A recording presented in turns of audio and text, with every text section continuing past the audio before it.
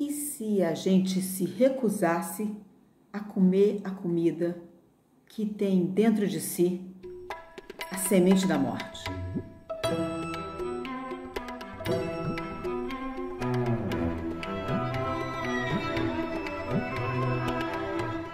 Bem-vindo ao 10º episódio da série A Pandemia Nossa de Cada Dia. É isso, chegamos ao 10º episódio. Incrível! Sabe que o Michael Pollan, ele tem um livro super interessante que chama Em Defesa da Comida. Nesse livro, ele tem uma listinha de recomendações que você deve seguir para você descobrir o que é comida. Porque nesse mundo que tem tanta coisa que parece comida, que a gente come até, mas que não é de fato comida, tem uma listinha sobre o que é comida, é bem importante. Para você saber o que é comida é importante. Na listinha dele tem um item que eu acho muito interessante, que diz assim: nunca compre nada que a sua avó, ou talvez a sua bisavó, não reconhecesse como comida. Essa ideia de que uma coisa que está muito processada, né, ela não parece muito comida, a gente não deveria comer. Mas aí eu fico me perguntando se as nossas avós ou bisavós, o que elas diriam sobre, por exemplo, a carne que a gente come? Será possível que bastaria olhar para um pedaço de carne para entender que talvez ele, de fato, não seja exatamente comida? Ou será que a gente precisaria olhar para todo o processo produtivo para entender que aquilo que às vezes parece comida, talvez não seja comida?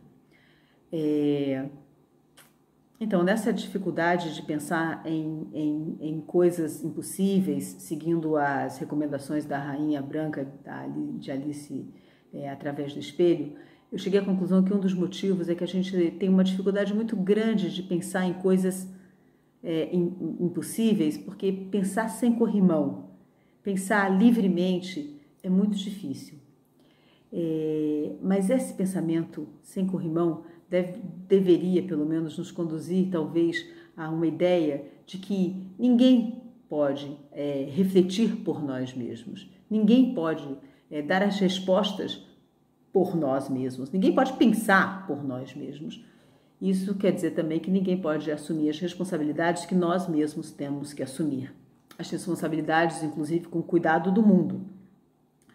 Porque pensa, se a gente desistir da natureza, e do cuidado do mundo, então, a gente está desistindo de nós mesmos, porque está ficando cada vez mais claro que essa pandemia, ela está profundamente ligada às nossas relações com a natureza, e essas relações são tremendamente predatórias. Não só das formas que a gente produz proteína animal, confinamento de animais, mas todo o processo produtivo de alimentos, ele tem alguma relação com a pandemia, em maior ou em menor escala, quanto mais ele um processo feito em larga escala. Então, quando a gente troca, por exemplo, paisagens diversas por monoculturas, sejam monoculturas animais, aquelas onde animais estão confinados ou estão ali a mesma espécie, um monte de animais muitas vezes geneticamente semelhantes.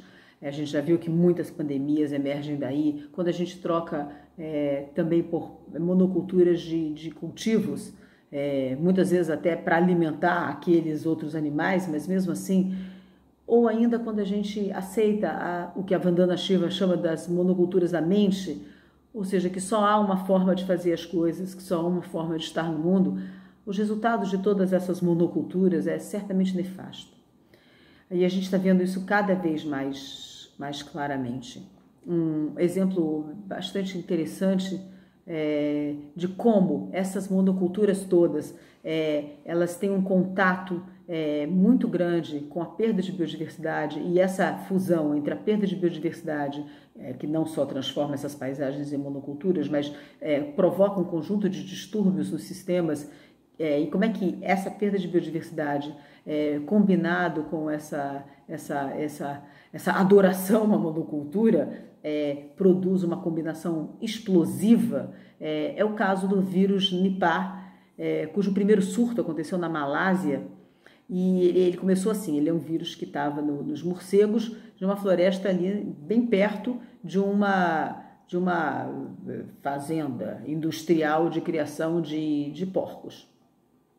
E aí os porcos começavam a comer as frutas que os morcegos tinham mordiscado das árvores frutíferas próximas na floresta.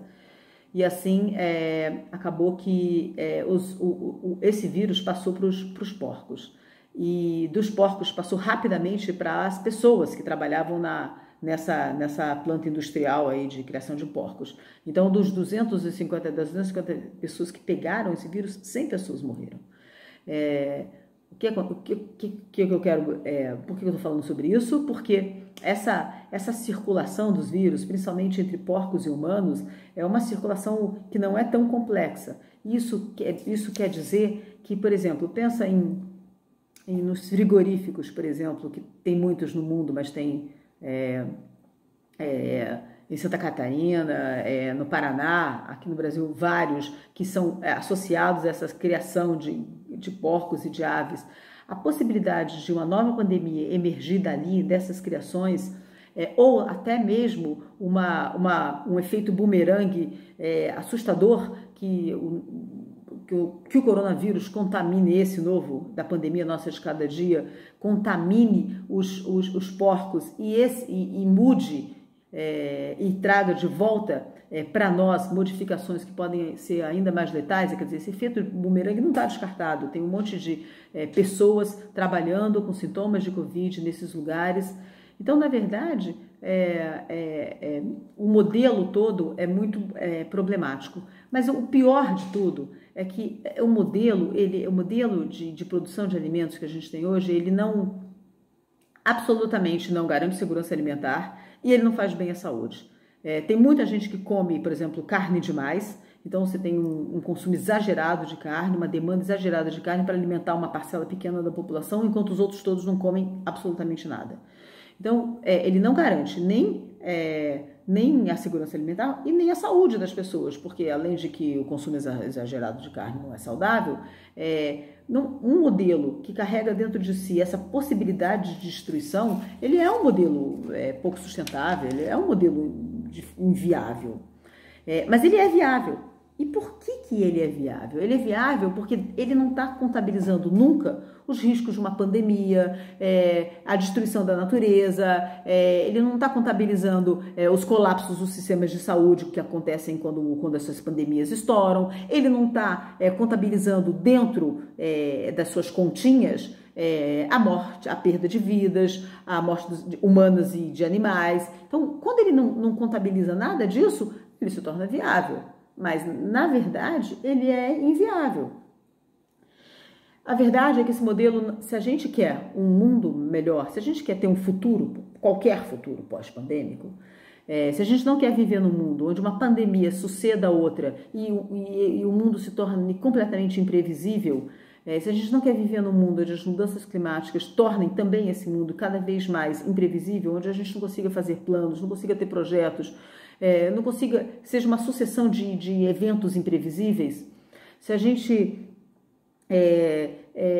não quer viver assim, a gente precisa abandonar esse sistema de produção de alimentos. A gente precisa voltar a se inspirar na diversidade da natureza. A gente precisa apostar na agroecologia, nos sistemas tradicionais, agrícolas, conceber outros sistemas. Se recusar a consumir esses produtos derivados desses sistemas produtivos. Na verdade, a verdadeira verdade é que a gente não pode mais aceitar comer comida que traz dentro dela a marca da morte. Muita imunidade para nós, muita resistência.